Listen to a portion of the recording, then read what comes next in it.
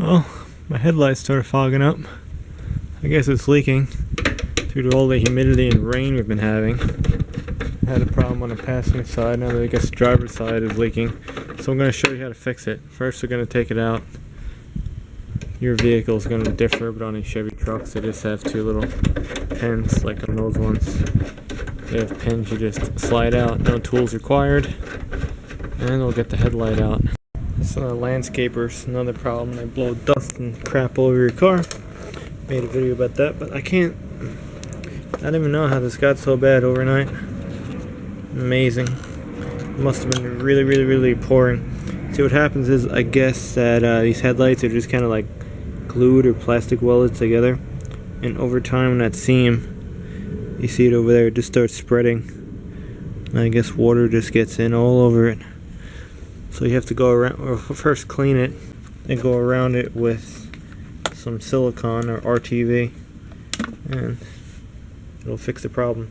First pull out your bulbs and then try to dry it out. It works good. You get a long screwdriver and you can either tape a towel to it or just fish a towel in there and blot up all this moisture. Then if there's still some moisture, you can put them in an oven or hit them with a heat gun, and it will boil the rest of the moisture out. Depending on the headlight design, it can be easier or harder. But as you see, I'm already clearing out the moisture with the paper towel and the screwdriver. Almost there. Always leave a little bit hanging out so you can pull it. If you lose it, you can just stick a long pair of pliers in there, usually, and pull it out. As you see, it works well in a couple minutes. Now we have to clean this whole thing up and glue it. I'm using denatured, or some people call it denatured. I believe that is the incorrect pronunciation of that. And then just take off your underwear and use your underwear to clean this after you soak it with a little alcohol. When you do this, be careful that you haven't clear coated your lights like these are, because the denatured alcohol will stain the light. So just stay away from the area where you clear coated it. These I wet sanded years ago and clear coated them because they were kind of dull. So just keep that in mind. Once it's clean enough, you can get your RTV silicone. I'm using clear stuff, but what you want to do to get it nice and clear is run 2 tape lines. I didn't run a tape line on a passenger light, and if you look up close, it's all wavy and crappy looking. This will give you a better look, and then when it's kind of tacky, you just peel it away, and then you have a nice smooth RTV bead all around your headlight.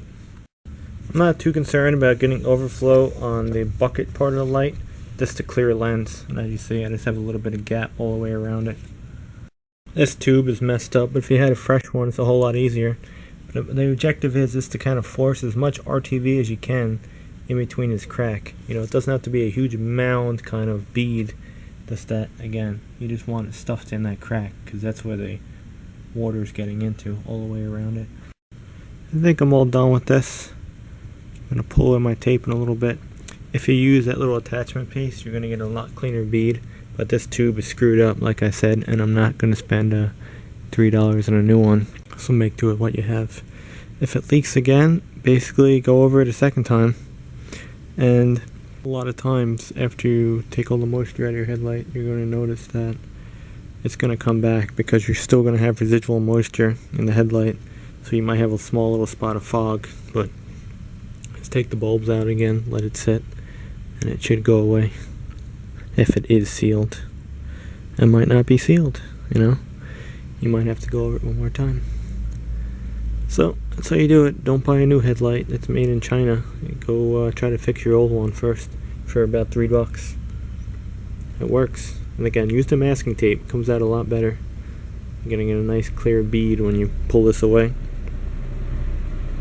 Throw it back in. You should really wait till it's drying, but we're probably gonna get more freaking rain over there. So we gotta throw this in fast. Hopefully it'll tack up in time before it gets flooded. So that's how you do it. It's pretty easy. So I did this side, it worked out pretty good. Instead of using RTV, you can also use strip caulking, but it's kind of ugly looking. This is strip caulking. Basically it's just this tacky butyl kind of stuff. and you just put a rope-like bead around your light. It works, but it's kind of ugly and it always stays tacky, which is the bad part. But if you have it and you got a leak, they'll patch it up. So that's it. It's another episode of Condo Garage. And if you like this video, give it a thumbs up, thumbs down, whatever the hell you want, or subscribe.